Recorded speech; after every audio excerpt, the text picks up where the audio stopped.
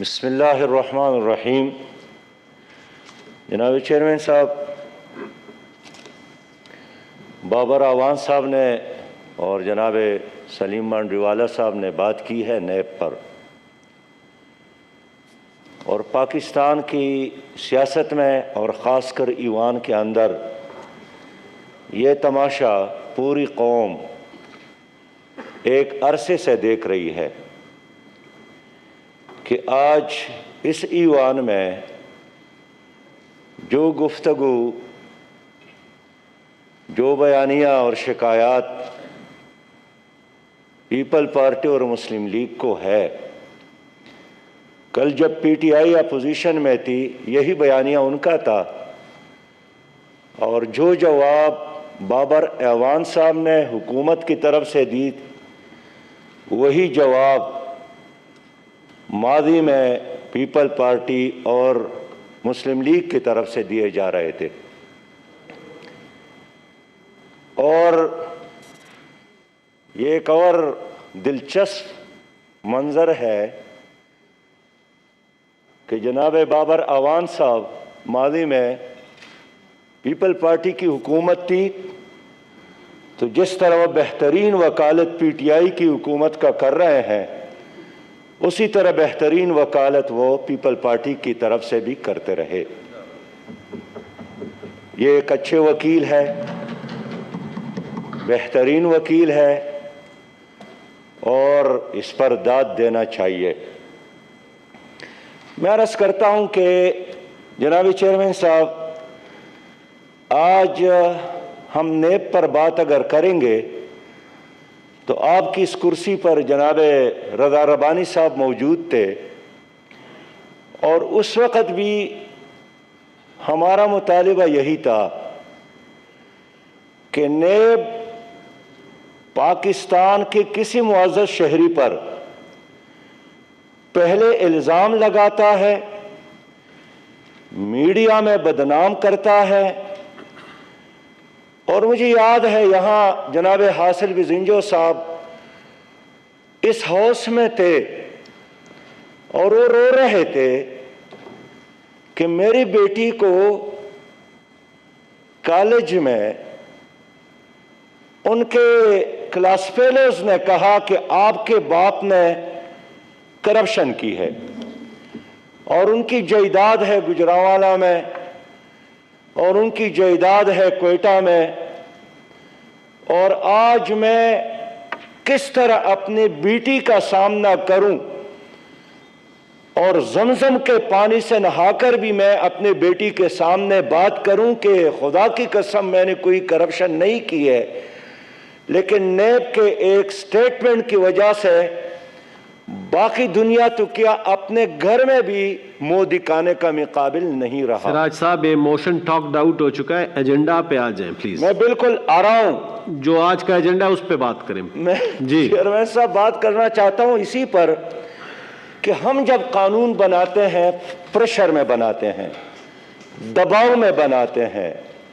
مخالفین کو دبانے کے لیے بناتے ہیں،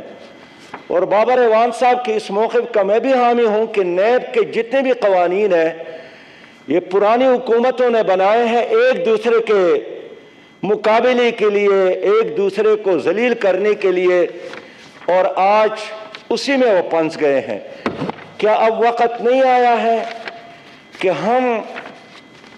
تعصبات کے دائرے سے باہر نکل کر عوام کے لیے قانون سازی کرے، اپنی قوم کے لیے قانون سازی کرے، اور جب تک ہم اس تعصب کے اینک کو ایک طرف پھینک کر چھوڑ کر قانون سازی نہیں کریں گے عوام کے خاطر، ہم کامیاب نہیں ہو سکتے۔ جناب چیئرمین صاحب، آج میڈیا میں ایک تصویر ہے جو بائیڈن کی تصویر ہے، اور اس نے جارج فلائیڈ جو کہ ایک تھا جس کو پولیس نے قتل کیا تھا، ان کے بیٹی کے سامنے گھٹنوں بیٹھ کر ریاست کی طرف سے معافی مانگتا ہے۔ ان کی انا کو کوئی نقصان نہیں پہنچا، ان کی عزت کو کوئی نقصان نہیں پہنچا، لیکن آج ہمارے ملک میں پہلے دہشت گردی تھی اور اب پولیس گردی ہے. اتنا وقت گزر گیا، ہم دیکھتے رہے، سوچتے رہے کہ اسلام آباد میں اسامہ قتل ہوا، مچھ میں سراج صاحب ایجنڈا پہ آئیں، جمعہ ٹائم نہیں ہے، آج کے ایجنڈا کو سامنے رکھیں، اس پہ آپ نے پرسوں بات کر لی تھی. کرتا ہوں کیا ہماری ریاست اور قوم اس کے قابل نہیں ہے ہماری حکومت کے جا کر ان لوگوں سے معافی مانگے، ریاست کی طرف سے، حکومت کی طرف سے. جناب چیئرمین، آپ کہتے ہیں کہ ایجنڈا پہ بات کر لیں، میں مانتا ہوں 950 دن گزر گئے، اندھیروں میں اضافہ ہوا، مایوسیوں میں اضافہ ہوا، lockdown, breakdown, crackdown کے علاوہ ہے کیا؟ لیکن آج میں صرف ایک پوائنٹ پہ بات کروں گا، اور وہ یہ ہے کہ جناب وزیر اعظم صاحب فرماتے ہیں کہ لوگ ٹیکس نہیں دیتے ہیں اور صرف 20 لاکھ لوگ انکم ٹیکس دیتے ہیں. تو آج میں نے ان کی تفصیل لایا ہے آپ کے لیے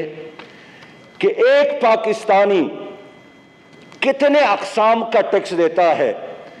انکم ٹیکس دیتا ہے، جنرل سیلز ٹیکس دیتا ہے، پراپرٹی ٹیکس دیتا ہے، ویلتھ ٹیکس دیتا ہے، سپر ٹیکس دیتا ہے، کیپٹل ٹیکس دیتا ہے، واٹر ٹیکس دیتا ہے، پروفیشنل ٹیکس دیتا ہے، روڈ ٹیکس دیتا ہے، سینٹر سیلز ٹیکس دیتا ہے، سروس ٹیکس دیتا ہے، پیٹرول لیوی دیتا ہے، ایکسائز ڈیوی دیتا ہے، کسٹم ڈیوٹی دیتا ہے، P T V licence fee دیتا ہے، ٹال گیٹ فکس دیتا ہے،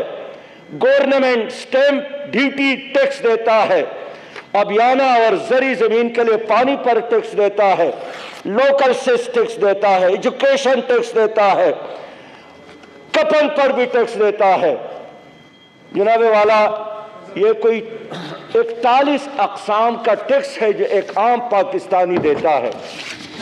میں صرف یہ عرض کرنا چاہتا ہوں جی کہ ہمارے لیے شرم کی بات ہے جناب چیئرمین صاحب جی کہ پاکستان اس وقت ایشیا میں مہنگائی میں 1 نمبر پر ہے. حال یہ ہے کہ اللہ تعالیٰ نے ہمیں کتنے ریسورسز معدنیات سے،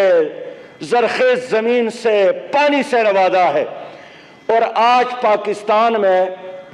مہنگائی کی شرح 10.7%، جبکہ بھارت میں 6.9%، چھوٹا سا ملک ہے بھوٹان 3.6%، سری لنکا چھوٹا سا ملک ہے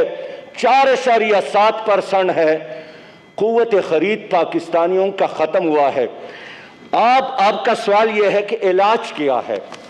جناب چیئرمین صاحب، علاج یہی ہے کہ جو قرآن میں ہے کہ فَلْيَعْبُدُوا رَبَّ هَذَا الْبَيْتِ الَّذِي أَطْعَمَهُم مِّن جُوعٍ وَآمَنَهُم مِّن خَوْفٍ. اللہ کی طرف رجوع کرو، رب کعبہ ہے، وہ بدامنی میں امن اور بھوک میں کانا کھلاتا ہے. یہاں وزراء صاحبان موجود ہے، ہمارے اس میں پیارے دوست علی محمد بھی موجود ہے، وہ ہر مجلس میں بات کرتے ہیں. میں اس کو اپریشیٹ کرتا ہوں کہ ہمارے مسائل کا حل، اس ملک کے مسائل کا حل اسلامی نظام ہے، سودی نظام کا خاتمہ ہے. لیکن 950 دنوں میں اس حکومت نے تقریروں کے علاوہ ایک قدم بھی اس ملک میں اسلامی نظام کے لیے نہیں لیا. چیئرمین صاحب، جمعے کا دن ہے، میں اسی پہ ختم کرتا ہوں کہ آج بھی میرے ملک میں زراعت کا مسئلہ ہے، ایریگیشن کا مسئلہ ہے، معاشی بدحالی کا مسئلہ ہے. تو اگر آپ بھی سورہ نوح پڑھے قرآن کریم میں، اس میں نوح علیہ السلام نے اپنی قوم کے سامنے ان 4 مسائل کا حل بتایا ہے کہ فَقُلْتُ اسْتَغْفِرُوا رَبَّكُمْ إِنَّهُ كَانَ غَفَّارًا يُرْسِلِ السَّمَاءَ عَلَيْكُمْ مِدْرَارًا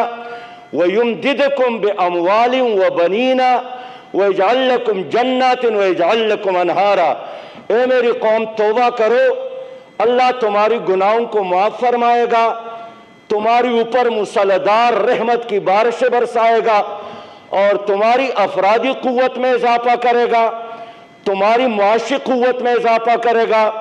تمہاری معیشت کے علاوہ تمہاری زراعت کو بہتر بنائے گا، اور تمہاری ایریگیشن کو بہتر بنائے گا. چیئرمین، خدا کی قسم، یہ کہانی نہیں ہے، یہ افسانے نہیں ہے، یہ رب ذوالجلال کا وعدہ ہے آپ کے ساتھ،